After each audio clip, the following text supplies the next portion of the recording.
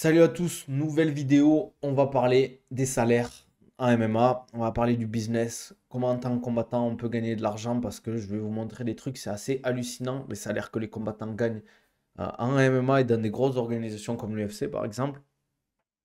On va parler aussi, hier j'ai pas pu le faire, s'entraîner comme les pros.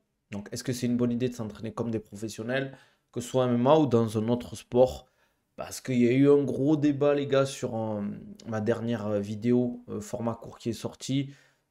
Laisse tomber les gars, c'était la guerre dans les commentaires. Donc on va parler de tout ça comme d'hab, likez, commentez, abonnez-vous, ça fait toujours plaisir. On va parler de, bien évidemment rapidement, des salaires MMA. Les gars, je viens d'avoir une info via mon insider. Alors, faut savoir que un athlète à l'époque, les premiers UFC, il prenait dans les 1 500 $, je crois.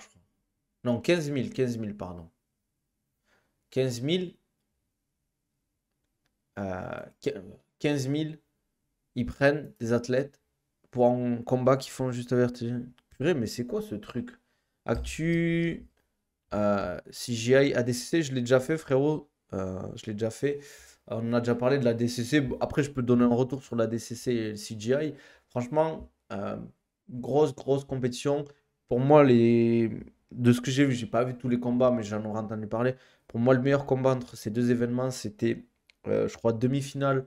Ruotolo contre. Comment il s'appelle? L'américain, là. Vous savez de qui je parle, mais pour moi, c'était le meilleur combat, vraiment du très très haut niveau. Ce qui est bien, en fait, avec ces. Ce qui est bien, c'est qu'avec. Ouais, Taquette, voilà, exactement. Rotolo Taquette, c'était pour moi le meilleur combat. Mais ce que j'ai remarqué, en fait, avec surtout là, cette édition de la DCC du CGI, c'est qu'on a eu. On a enfin du Nogi qui n'est pas du JJB sans le kimono. C'est la première fois que pour moi on a vraiment ça. On sent vraiment que le comment ça s'appelle? Allez hop, toi ça dégage. Je le bloque lui, s'il m'a saoulé. On sent vraiment que le Nogi, ça va devenir un sport à part entière par rapport au JB, etc. Et ça, c'est tant mieux parce que je vais pas vous mentir, le JB avec kimono à regarder, c'est très très chiant, malheureusement. Euh, merci Stephen, ça fait plaisir. Ça fait vraiment, on a un nouveau sport et c'est pas pour critiquer le JJB. Moi, je pratique avec kimono et sans kimono. Je kiffe le JJB à pratiquer, mais je préfère regarder du nogi ou de la lutte, par exemple. Parce que malheureusement, les règles font que le JB avec kimono, mais les mecs, vu qu'ils sont ultra bons en défense, c'est dur de passer la garde. C'est dur on va dire, de prendre des risques, en fait. Parce que chaque risque que tu prends, tu peux derrière le payer. Donc voilà, Walaikum salam Ismaël, ça va ou quoi? Donc, je voulais parler des salaires MMA. Il faut savoir que quand tu es combattant de MMA, tu es payé principalement par combat. C'est-à-dire si tu fais 3 combats, tu prends 5 000 balles par combat. Et ça, c'est 5 000 balles, c'est quand tu es pro. Et on va dire que tu es dans une très bonne organisation. C'est-à-dire que potentiellement, tu prends 15 000 balles par an. Sans compter l'imposition. C'est-à-dire si tu te fais imposer, on va dire, aller à 30, 40% ou allez, 20%, on est gentil, tu as 20% qui sautent sur 5 000 euros. Donc on a plus de 1 000 euros qui vont sauter. Déjà, tu dois payer ton coach, tu dois payer ton équipe. Tu as plein de choses qui vont devoir partir, entre guillemets, pour préparer ton camp. Et c'est surtout que vu que tu n'es que payé 3 fois, et dans une année, il y a 12 mois. Donc si tu as des frais annexes à payer, type loyer, abonnement, tout ça, assurance, tu as intérêt derrière à avoir un revenu secondaire. Soit tu vas devoir travailler. Quand tu es combattant de MMA, pour moi, si tu travailles à côté, c'est très, très, très, très compliqué. Soit il te faut des sponsors. Et pour avoir des sponsors, il y a deux solutions. Soit tu es divertissant, tu fais de l'entertainment, soit tu es très, très bon et on parle de toi parce que tu es ultra bon, tu es un tueur à gages. Mais pour moi, il faut un minimum des deux. Il faut être bon, bien évidemment, et il faut être bon communicant. Donc, dis-moi ta question, frérot. Si tu es bon communicant, c'est pas si compliqué que ça. Pour moi, un bon communicant sans abuser, euh, Saladin Parnasse, vous allez me dire oui, il communique pas très bien, mais ce qu'il fait, c'est qu'il est souvent présent sur les réseaux. Et comment? Qu'est-ce qu'il fait? Eh bien, il partage des vidéos de lui, où il s'entraîne, où il fait de la piste, où il fait du shadow, où il fait du sac, des fois en sparring, il met des photos. Ça, pour moi, c'est la communication. Comme salam, frérot, je vais commencer le MMA. Là, j'aimerais bien m'entraîner à côté. Tu conseilles quoi? Ben, préparation physique, développement de la force, prévention des blessures, travail de prévention des blessures autour des épaules, les chevilles, coudes, mains aussi. Ça, c'est super important. Il te faut une bonne préparation physique, bien manger, bien dormir, bien boire et s'entraîner intelligemment. Je commence les sports de combat pour le MMA, mais il n'y a pas de club où j'habite. Ah, ben essaie de trouver un autre club de sport en attendant. Si un club de boxe ou de grappling, tu peux commencer par ça. Ça, la majorité des combattants se donnent en balle sur les réseaux. Je trouve qu'il n'y en a pas tant que ça au final. Des combattants qui développent bien leurs réseaux sociaux. Euh, Parce qu'ils en ont besoin. Regardez les footeux. Tu vois, sur les comptes de foot, la plupart, ils se cassent même pas la tête. Ils se cassent même pas la tête. Ils ont leur compte, ils mettent une publication toutes les 3 semaines. De temps en temps, ils repartagent une story et voilà quoi. Tu as des conseils d'exo pour développer la force. Le problème, c'est que c'est pas les exos qui font que tu vas développer la force, c'est ton programme d'entraînement, il faut qu'il soit cohérent, etc. quoi. Attendez, je bois un peu, j'ai trop soif, les gars. J'avais grave soif, les gars. Mais en fait, faut pas penser que vous allez faire tel exercice avec telle intensité, naturellement, vous allez gagner beaucoup de force. Je le dis souvent, mais ça va rebondir un peu avec le sujet d'après, c'est s'entraîner comme les pros. Malheureusement, il y a beaucoup de gens qui pensent que faire comme les pros, ça va fonctionner, ça va vous faire développer votre capacité à produire plus de force, votre capacité d'endurance. J'ai eu le débat, là en ce moment j'ai le débat, je vais refaire une vidéo dessus sur le shadowboxing et les haltères. Il y en a plein qui me disent oui, tu connais rien, Fedor il fait ça, Gervonta Davis il fait ça, toi t'es qui, nanana. D'accord, ok. Moi, j'ai jamais dit que j'étais quelqu'un d'important. Moi, je suis préparateur physique dans les sports de combat. Ça fait un moment que je fais ça. Je pratique les sports de combat.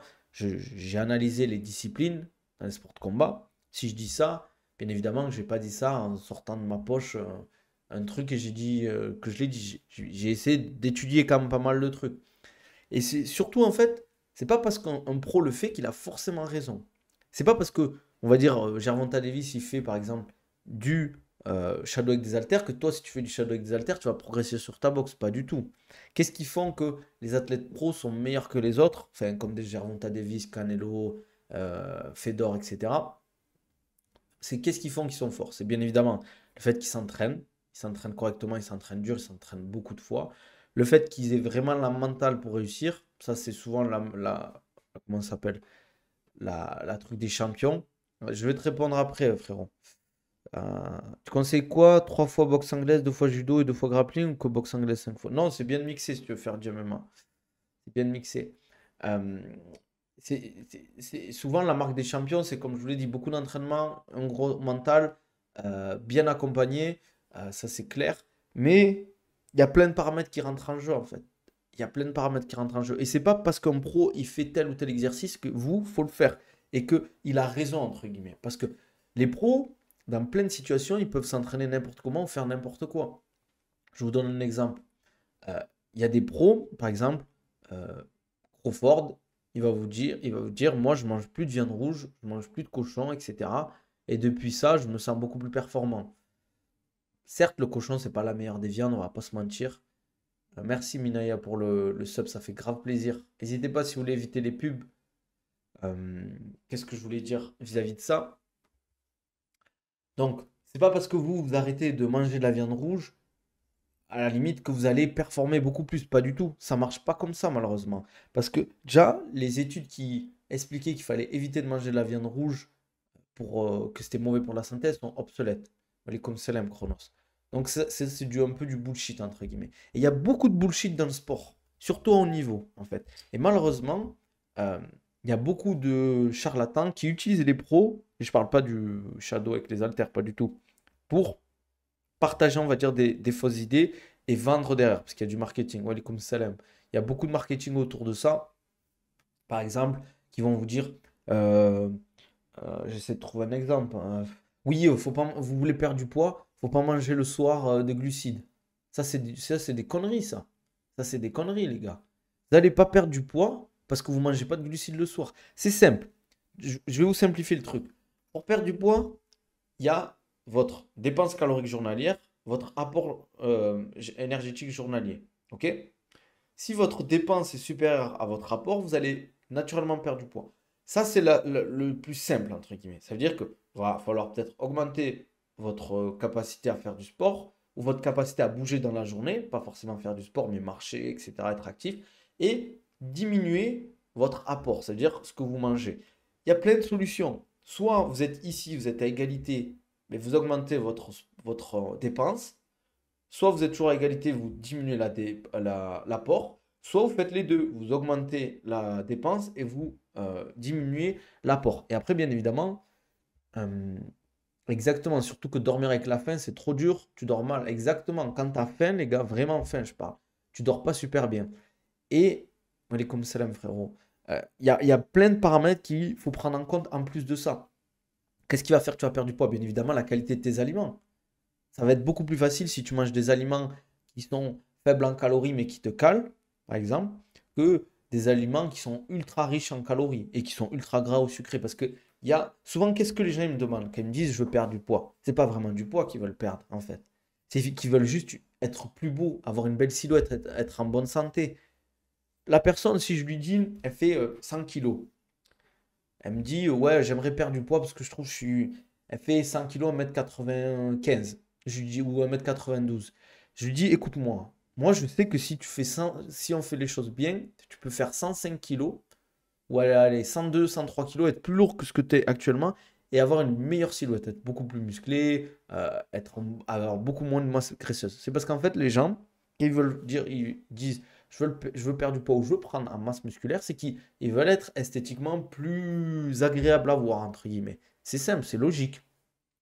Ça se comprend, ça se conçoit. Et souvent, les gens, ils mélangent un peu tout. Mais là, c'est pareil. Il y a plein de bullshit. Pas manger le soir ou pas manger de glucides, ça, c'est des bullshit. Et diminuer la viande rouge, ça, c'est du bullshit aussi. Ça, c'est du... Ouais, Chronos, ça, c'est du bullshit, la viande rouge. Bien évidemment, comme je le dis souvent sur mes vidéos, pour ceux qui me suivent depuis longtemps, rien n'est poison, tout est poison, ça va dépendre de la dose. Si vous mangez du citron, vous mangez 1 kg ou 2 kilos de citron dans la journée, ou 3 kilos, ou allez, 5 kilos de concombre, vous n'allez pas être bien, je vous le dis. Pareil avec la viande, pareil avec le poisson, pareil avec le riz, il ne faut pas abuser, c'est toute une question de balance. On n'a pas réinventé le sport. On n'a pas réinventé le sport, on n'a pas réinventé la nutrition. Manger équilibré, manger des protéines, manger des lipides, donc des huiles, tout ce qui est noix. Après, il y a des optimisations qui vous permettront de prendre ou perdre du poids. Par exemple, perdre du poids, il y a plein de petits trucs qui vont faire perdre du poids déjà. Est-ce que faire trop de sport peut être nocif pour pour le corps en prenant de l'âge? Oui. Si tu fais trop de sport, ça peut être nocif. C'est comme tout est une question de balance. On m'a de bullshit. Je dirais pas que c'est bullshit. Je dis juste que les diètes, il faut que ce soit adapté à la personne. Si moi, tu me dis, moi, je fais OMAD et ça marche bien avec moi, mais fais OMAD. Si le voisin il me dit, moi, je fais jeûne intermittent, ça marche bien avec moi, j'ai des résultats, je me sens bien, mais fais le jeûne intermittent. Si un autre, il me dit, moi, il faut que j'ai mon petit-déj, mais les 3 repas, ben, fais ça si tu as tes résultats. Courir, c'est bon pour l'acné. Je vois pas le rapport avec l'acné. Je ne sais pas ce qu'ils peuvent faire que courir va t'aider pour l'acné, honnêtement. Après, peut-être que tu vas trouver peut-être un truc, mais il n'y a pas de courir va enlever l'acné. Non, en général, c'est des problèmes des fois de peau. Quand tu es jeune, ça peut arriver. Euh, ça peut partir. Ça va dépendre aussi de ton alimentation, hein. Bien évidemment, ton alimentation joue sur la qualité de ta peau, l'exposition au soleil, l'hydratation, etc. N'hésitez pas si vous avez des questions à chaque fois. Mais ce que je veux dire, qu'il y a beaucoup de bullshit et c'est pas, il faut pas faire comme les pros en fait. Euh, Exactement, comme Anafa, je reviens à ce qu'il dit, les compléments alimentaires bidons. Il y a des fois, ils prennent des compléments alimentaires qui sont bidons. Il y a eu une époque, là, par exemple, je vous donne un exemple, là, le truc, le Whoop, là. Vous voyez le bracelet, là, un peu à la mode, on voit des pubs partout. Euh, Welcome Salam, tu sais si la muscu ralentit la croissance? Ben, ça, voilà, par exemple, c'est une super question de la part de Wahib qui me pose cette question. Pourquoi la musculation ralentirait la croissance? Qu'est-ce qui... Souvent, quand on me dit des trucs comme ça, j'ai dit, ben, vas-y, explique-moi avec tes mots, tes termes, pourquoi ça ralentirait la croissance? C'est parce que tu es sous une barre, tu pousses une barre lourde, en fait, ton corps, il va se tasser, tu vas grandir moins vite. Pourquoi... Est-ce que déjà, tu penses que c'est logique en réfléchissant comme ça? Ce qui fait que les gens ont pensé ça, c'est que en général, à l'époque, surtout quand tu faisais du powerlifting, quand tu avais des membres assez petits, tu étais beaucoup plus performant. Parce que, par exemple, au soulevé de terre, tu as moins de distance à faire. Au développé couché, tu as moins de distance à faire. Mais pas du tout. La musculation ne ralentit pas la croissance. C'est comme dire faire du basket rend grand. Non, c'est juste que les grands qui font du basket, ils sont beaucoup plus performants. Donc on voit plus de grands au basket. Mais pas du tout. Pareil au volley. Ça n'a aucun rapport, entre guillemets. Au contraire, faire du renforcement bien paramétré avec un vrai programme d'entraînement quand tu es jeune, c'est très bien. Après, il ne faut pas se tuer à... tu vas pas envoyer ton fils de 10 ans aller faire 5 séances de muscu. Ça a aucune logique. Tu vas lui faire tout ce qui est du travail en gym, bouger, savoir sauter, ramper, courir, faire du vélo, sauter, nager. C'est ça qu'il faut faire quand tu es avec des jeunes. Il ne faut pas l'enfermer dans une salle de sport. Seul truc utile pour moi, c'est oméga 3 collagène. En fait, il y a plein de compléments alimentaires qui sont ultra efficaces. Moi, j'en prends, j'en consomme, j'en donne aux gens. Mais on en parlera bientôt, les gars. Je voulais vous proposer un petit code promo pour les compléments alimentaires. Mais moi, en fait, quand je parle des compléments alimentaires, je dis juste que c'est pas une potion magique, c'est pas une pilule magique, c'est pas ça qui va faire que vous allez avoir une réelle différence significative sur vos performances, votre santé, votre perte de poids, votre prise de muscle. C'est de l'optimisation. Les compléments alimentaires, c'est peut-être 5% de votre réussite. Ce qui va faire que vous allez réussir, ce qui va faire que vous allez réussir, c'est bien manger, bien dormir, s'entraîner intelligemment et correctement. Euh, ouais, bien vu, Imzekar. Parce qu'en fait, moi, je ne mens pas aux gens. Moi, je sais que le marché du complément alimentaire, c'est du business. Bien évidemment qu'il y a des choses efficaces. Mais quelqu'un qui me dit, moi, qu'est-ce que c'est quoi tes meilleurs compléments alimentaires? Avant de dire ça, je vais lui dire, est-ce que tu manges bien? Et s'il me dit oui, ok. Est-ce que tu dors bien? Il va me dire, ouais, ouais, j'essaye. Est-ce que tu t'entraînes bien? Il va me dire oui. Mais je vais lui dire, avant même de commencer à prendre des compléments alimentaires, règle ton sommeil. Quand tu auras le sommeil réglé, que tu t'entraîneras correctement, tu bois et que tu manges correctement, prends des compléments alimentaires. Et là, on peut parler. Là, je peux te donner une liste de compléments alimentaires pour la performance, de compléments alimentaires pour la santé. Tu prends quoi? Les gars, tu sais quoi? Je vous dirai ça. Je vais vous faire une petite listing. Fin de semaine, je vous fais un petit listing. Faudra être sur le stream. Je pense que je ferai ça vendredi ou samedi. Je ferai un listing des compléments alimentaires en fonction de chaque profil. Les profils plus vraiment très gros sportifs qui s'entraînent beaucoup. Et les profils, on va dire, qui font un peu de sport, mais qui veulent juste avoir, on va dire, un peu des compléments alimentaires qui peuvent être intéressants. Mais attention, moi, je vais vous dire, cache la vérité. Il y a des trucs, c'est du bullshit. Par exemple, tout ce qui est BCA, c'est du bullshit. Ça, arrêtez les gainers, c'est de la merde, arrêtez. Il y a plein de trucs, il y en a vraiment pas besoin, entre guillemets, quoi.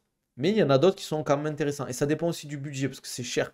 Et rappelez-vous, d'ailleurs, la marque avec qui potentiellement je vais être en collaboration, c'est une marque française, labo carré et tout. N'achetez pas américain, n'achetez pas chinois, achetez Europe, par exemple France, Allemagne, des trucs comme ça, quoi. N'achetez pas, je sais pas où là, au fin fond de la Chine, ou des laboratoires brésiliens ou américains, non, les gars. Achetez de la qualité, achetez de la qualité, mais n'oubliez pas que, non, t'es fou, toi. Pas de Raptor Nutrition, t'es fou, toi. N'oubliez pas que avant même de chercher les compléments alimentaires, c'est pas de la facilité. C'est pas parce que vous allez prendre un cachet ou un truc de poudre, vous allez avoir des résultats de fou, hein. Désolé, je me craque un peu le truc. Il y a plein de bullshit. Il y en a plein des bullshit, les gars. Malheureusement, dans le sport et la nutrition, il y a énormément de bullshit. C'est juste qu'en fait, les gens, ils parlent, malheureusement, sans forcément rentrer dans les détails. Ils vont pas chercher des études, ils vont pas se renseigner auprès de professionnels. Ils entendent quelqu'un qui l'a dit, ça s'est répété, ben, ils continuent à en parler. Ils vont te dire, oui, par exemple, tu veux prendre du dos, tu dois faire cet exercice. Non, pas du tout. C'est pas un exercice qui va te faire prendre du dos. Tu peux faire des tractions comme tu peux ne pas en faire et prendre du dos. C'est juste, ça va être souvent la façon de s'entraîner en fait. C'est quoi tes objectifs? C'est quoi, comment tu t'entraînes? Est-ce que tu mets de l'intensité? Est-ce que tu contrôles bien la charge sur la phase excentrique? Est-ce que tu cherches l'étirement complet? Est-ce que tu as une belle amplitude? Est-ce que tu contrôles dans ton mouvement? Est-ce que tu cherches à vraiment avoir une cohérence dans tes entraînements? Combien de séries tu fais par groupe musculaire? Par exemple, tu veux développer, je sais pas, tes bras, tu fais 3 séries dans la semaine. Ben, peut-être faut se poser les questions. Tu fais 3 séries dans la semaine sur tes biceps, tu t'étonnes que tes biceps s'y prennent pas. Une femme, on va dire, elle veut développer les fessiers, elle fait 3 séries de squat, 3 séries de fentes. Dans la semaine, elle pense que ça va être suffisant. Mais non, malheureusement, surtout les groupes musculaires, par exemple les gros groupes musculaires type dos, euh, jambes, il faut bien le faire parce que tu peux malheureusement faire n'importe quoi. Tu veux prendre de la masse musculaire dans les jambes, il va falloir que tu mettes de l'intensité. Mais pas forcément que tu fasses 20 000 exercices. Tu fais trois exos jambes, 2 exos vraiment énervés, par exemple squat, fente, presse soulevée de terre, jambes tendues, hip thrust. Voilà, tu en fais 2, puis derrière tu fais un exo d'isolation. Je te dis, mec, quand tu fais une séance jambes, si tu me dis, moi je fais 5 exos dans les jambes, je te dis, tu brasses de l'air dans ta séance jambes. Si tu fais du squat par exemple, derrière tu fais des fentes, normalement tu es fracassé. Si tu mets de l'intensité, tu es fracassé. Moi quand je fais des séances jambes, hier j'ai fait une séance jambes, j'avais derrière le JJB, j'ai mis 15 minutes de récup après à la fin de la séance, avant de m'habiller pour le JB parce que j'étais mort. Et je l'ai senti quand j'ai commencé l'échauffement en JB, je sentais que j'avais les jambes bien lourdes, que j'étais pas au top. C'est pas optimal, mais c'est pas optimal de faire genre entraînement hypertrophie, un peu type prise de masse, etc. Où tu vas vraiment te taper dans le musculaire, etc. Et derrière te faire une séance de combat. Exactement, tu peux pas mettre de l'intensité dans des exos polyarticulaires et en faire plus de 3. Tu vas faire par exemple, imaginons tu fais ta séance d'eau, tu fais traction, euh, tu fais on va dire un tirage horizontal lourd à la machine. Derrière tu fais un tirage bûcheron aux haltères, t'es mort normalement au niveau du dos si t'as mis de l'intensité. Tu vas avoir plus de jus. Derrière tu vas finir peut-être avec des exos, un petit exo arrière d'épaule ou un exo triceps, des trucs comme ça. Ouais, et voilà. Et l'objectif, c'est de mettre de l'intensité, mais de la bonne intensité. Est-ce que tu mettre des disques d'haltère dans un sac à dos pour se lester aux tractions, ça fonctionne? Oui, c'est une façon de faire. Si t'as pas de ceinture pour te lester, oui, tu peux faire ça, hein. Après une longue période d'arrêt de sport 2 ans, c'est quel type de séance le mieux pour une bonne reprise? Je pense de faire du full body, de faire une séance où tu vas t'entraîner, tu vas essayer de faire pas mal de groupes musculaires différents, parce que sinon ça va être dur pour toi. Je pense, par exemple, tu commences, tu fais un exo jambes, un exo dos, un exo pec, un exo épaule, un exo bras. Voilà, tu finis avec des abdos ou un peu de cardio et c'est bien, tu vois. Mais normalement, voilà, comme je le dis souvent, je vois des mecs qui me disent, ouais, je fais une séance pec, je fais 5 6 exo pec. Je dis, mais t'es un fou, toi. T'es un fou. Normalement, tu fais 2 exo pec, si tu te tabasses bien, après c'est dur, à la limite 3. 3 tu peux en faire à la limite. Mais quand je vois 4 5 exo-pec, mais mec, t'es un fou. Pectoraux, il y a 3 faisceaux, les gars. 3 faisceaux, c'est un muscle pas énorme. C'est pas le fessier, c'est pas le quadriceps, c'est pas l'ischio. Et tu veux te faire une séance entière où tu fais que les pecs. C'est pas logique. C'est pas logique. Tu peux mélanger, tu fais pec biceps, ou à la limite pec épaule, ou pec triceps. Pareil, le dos, tu peux faire dos, à la limite triceps, et encore. Ça dépend. Les jambes, tu peux aller rajouter un exo-épaule à la fin ou 2 exo-épaules. Mais voilà, les jambes, le mec qui me dit, ouais, moi je fais 4 exos, 5 exos jambes, je lui dis, ah ouais. Je lui dis, franchement, un mec qui me dit ça, j'ai pas envie de faire sa séance. Mais potentiellement, potentiellement, il peut avoir des résultats et de très bons résultats. Mais en général, en moyenne, c'est pas ça qui va faire que tu vas pouvoir durer dans le temps. Parce que faire une séance où tu fais 4 5 exos jambes, mec, ça te tabasse. Ça te tabasse. Mince. Mais c'est ça que je voulais dire, c'est que souvent, en fait, les gens, ils font comme les pros. Souvent, En plus, j'en parle pas en body ou en musculation. Vous allez voir des youtubeurs qui font des séances, les gars. Ouais, Nani, je fais la séance. Les gars, ils sont tankés de fou, les mecs. 100 kilos de muscles, tracés, des bras qui font la taille des jambes. Et tu te dis, je vais faire la même séance que lui. Et frérot, il est sûrement chargé, le mec.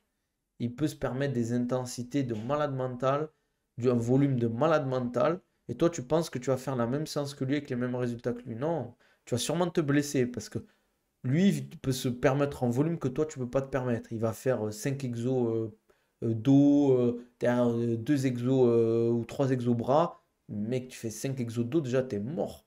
Exactement, ils ont une récupération qui peuvent leur permettre de vraiment s'entraîner beaucoup plus. C'est ça aussi l'avantage du dopage. En plus de la, on va dire, de la prise de muscle et de la perte de masse grasse beaucoup plus rapide que nous, ben, ils peuvent s'entraîner beaucoup plus. Ils récupèrent beaucoup mieux. Donc forcément, ça explose. Si tu t'entraînes correctement, tu manges correctement à côté et que tu te charges, les gars, les résultats, c'est pour ça. Et n'oubliez pas ceux qui font du business avec leur corps. Quand vous voyez un compte qui poste potentiellement son corps régulièrement et qui vend derrière des trucs, mais c'est que derrière, si le mec il a un corps de malade mental, attention, il y a des mecs qui s'entraînent correctement, ils ont des physiques de malade aussi, mais ça se voit vite un mec qui est chargé. Ça se voit vite un mec qui est chargé quand même. En vrai, c'est pas. Mais c'est pas pour cracher sur eux ou chercher des excuses. Mais attention, ne faites pas ce que font les pros. Merci Squeezie pour le follow. N'hésite pas à mettre des notifications pour ne pas rater les prochains streams. N'hésitez pas les gars à liker sur YouTube comme d'hab, ça fait toujours plaisir. Pareil sur Twitch, on like. Abonnez-vous, ça fait toujours plaisir. Ça me pousse à continuer. Exactement. Le corps, souvent, c'est une des meilleures façons de vendre sur, par exemple, Instagram ou sur les réseaux. C'est facile à voir. Vous allez voir, et je tape pas sur les femmes ou quoi que ce soit, mais les femmes qui affichent leur corps sur les réseaux, elles ont beaucoup plus de followers. Pareil chez les hommes, on va dire les sportifs qui. D'ailleurs, vous faites un truc simple, et je vous invite pas à le faire. Mais vous allez poster une story classique, vous allez faire un tel nombre de vues. Mais faites un test au pire, mettez même pas votre corps, mettez le corps de quelqu'un d'autre. Euh, Mettez un corps, on va dire, bien tanké, que ce soit homme ou femme, en story. Mais l'algorithme il va pousser cette story pour que les gens la voient plus en fait.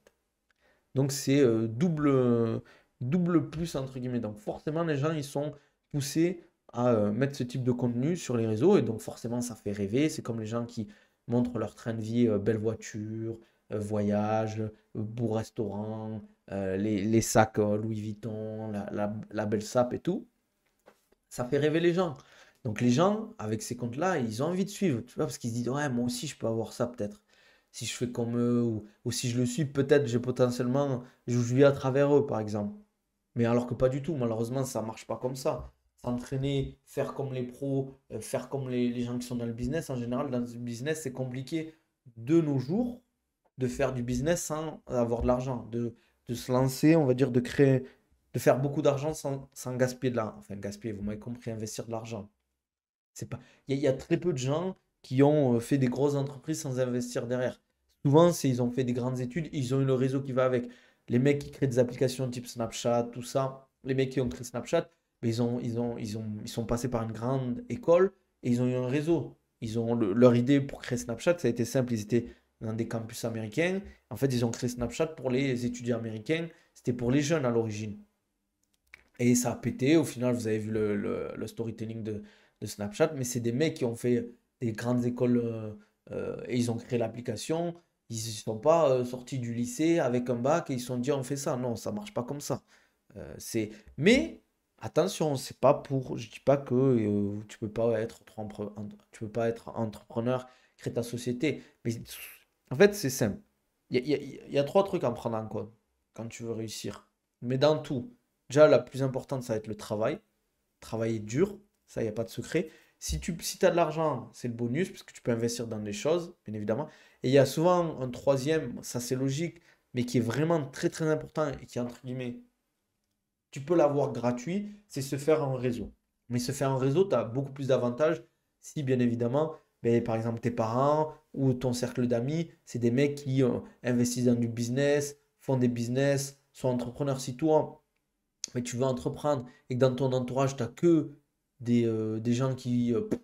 C'est pas une critique, mais qui font leur vie tranquille, mais qui veulent pas entreprendre ou créer de société, eh ben, c'est pas pour rien qu'il y a beaucoup de gens qui créent des business clubs, des trucs. Par exemple, la dernière fois, j'ai rencontré un mec qui m'a parlé d'un truc à Toulouse, je crois que ça s'appelle la table ovale, parce que pour l'ovale, l'ovalie, le rugby, mais c'est des gros entrepreneurs à Toulouse qui se rencontrent, un peu comme les francs-maçons ou quoi. Tous les mois, ils font des rencontres, ils font des sortes de rencontres, de meetings, ils discutent entre eux, ils font du réseau, ils se font des contrats entre eux, etc. Et c'est du business.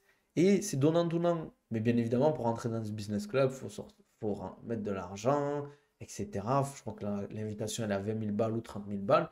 Et derrière, après, tu te fais des relations. C'est un investissement, tu vois. Comme je vous l'ai dit, tu mets de l'argent pour gagner de l'argent. Mais potentiellement, le mec, il va mettre 20 30 000 euros, il va signer des contrats 100 000, 200 000 euros. Mais voilà. Déjà, juste avec le rythme de travail, on ne peut pas avoir le même train de vie. Exactement. Que ce soit au niveau du sport, il y a des gens, leur vie, c'est s'entraîner en fait.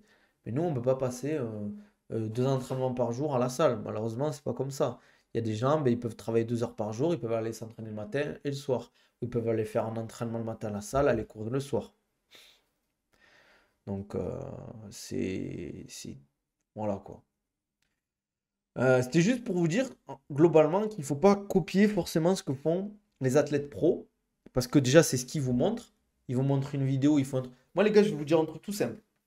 Des fois, bah, il s'engourre, que je gère sa préparation physique.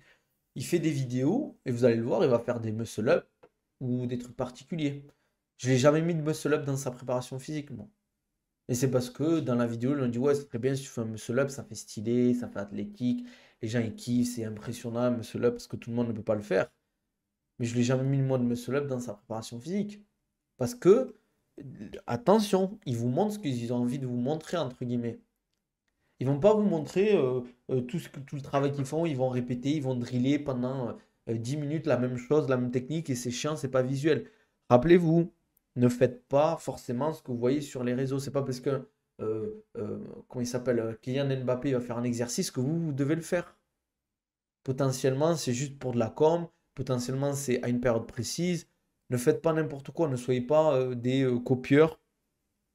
Une athlète, une sprinteuse, a fait du squat, du quart de squat parce que dans sa prépa, elle arrive bientôt à la compétition, donc elle va pas faire des squats complets, mais plutôt des quarts de squat avec beaucoup d'intensité. Mais vous ne faites pas ça chez vous comme ça parce que vous avez une sprinteuse à faire et que vous avez envie de le faire parce que vous voulez les mêmes qualités physiques, le même physique, quoi. Enfin, voilà. Je pense qu'on va s'arrêter là, à part si vous avez des questions. N'hésitez pas, posez vos questions, même sur YouTube, j'y réponds en général. Euh, histoire de. Mais voilà, après, sinon, je vais couper le stream parce qu'il faut que j'aille bosser. Mais si vous avez des questions, n'hésitez pas à le mettre dans le chat. Comme je le dis souvent sur TikTok, n'hésitez pas à venir sur Twitch. euh, à venir sur Twitch, c'est là qu'il y a le plus de monde. Ou sur YouTube, à regarder sur YouTube. TikTok, c'est vraiment pour. Voilà, on va dire c'est pour le kiff, quoi. Voilà. Ton top 5 marques de nutrition. Marre d'entendre Aspinal pleurer sur Jones. Dana White, après sa victoire en novembre, en 1 minute contre Pavlovich, il n'avait qu'à accepter de combattre pour Gain en avril au lieu d'attendre 8 mois. Peut-être plus grand champion poids lourd, il ne faut pas juste avoir défendu sa ceinture contre Blake. Je pense que c'est surtout quand même les paroles de Dana White, Québécois, je vois ce que tu veux dire, mais de dire que il mérite pas le title shot, et il mérite rien, il a dit Dana White. À Spinal, je trouve c'est chaud quand tu finis tes adversaires, tu sais, il finit ses adversaires, il arrive, Pavlovich, il le finit. Euh, Curtis Blade, il finit. Il a quasiment que des finishes. Je trouve que c'est dommage de ne pas lui donner un peu de force et de dire ouais, Aspinal, il est chaud, j'ai vraiment envie de le voir contre John Jones, il mérite son title shot, etc., quoi. Après, c'est de la com. C'est de la com. Mais pour moi, surtout que, euh, en fait, Aspinal, Ama, il voulait prendre Cyril. Et Cyril, il n'a pas pu parce qu'il pouvait pas. C'est pas qu'il voulait pas, c'est qu'il pouvait pas. Mais ça lui a fait chier parce que lui, il perd du temps, Aspinal, en fait. Là, il a sa ceinture intérimaire, il défend sa ceinture intérimaire. Et derrière, on a John Jones. Ça fait 1 an qu'il doit combattre. Là, on n'a toujours pas d'officialisation en novembre. On est le 20 août. Il reste 2 mois. On a septembre, octobre, 2 mois. Allez, 2 mois et demi avant la carte, on n'a toujours pas d'annonce alors que ça devait être en novembre. Ouais, je le bosse avec pas mal d'athlètes pro en MMA et dans d'autres sports. MMA, boxe, foot. En pro, ouais, box foot. Ouais, ouais, ça suffit, ouais. Après, j'ai pas non plus, je peux pas avoir 20 000 mecs. Voilà. Allez, dernière question, les gars, après je coupe, hein. Si vous avez une dernière question, c'est le moment. J'y réponds. La question à 1 000 euros. Je réponds à toutes vos questions là. Faut que je me mouche le nez en plus après là.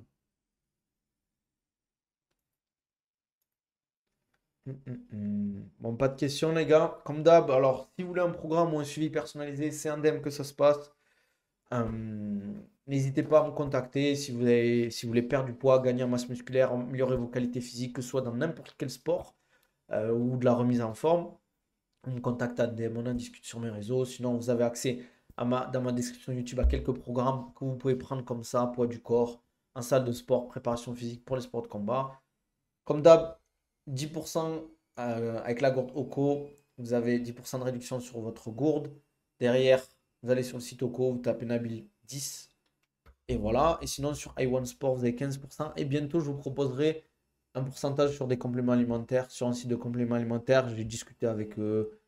Le stage, ça avance. Le stage, ça avance, les gars. On va vous proposer un truc propre pour ceux qui veulent un stage de MMA et de grappling, préparation physique, nutrition.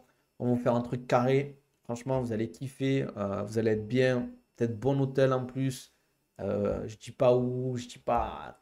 On fait les choses bien. Franchement, on est en train de bosser dessus. Voilà. Abonnez-vous, likez, commentez. Bientôt, le sponsoring pour les compléments alimentaires, vous aurez des réductions en plus. Et je ferai un listing de compléments alimentaires qui peuvent être intéressants. Prenez soin de vous. On se dit à demain. Et voilà, hein. À demain, midi 30 par là, comme d'hab.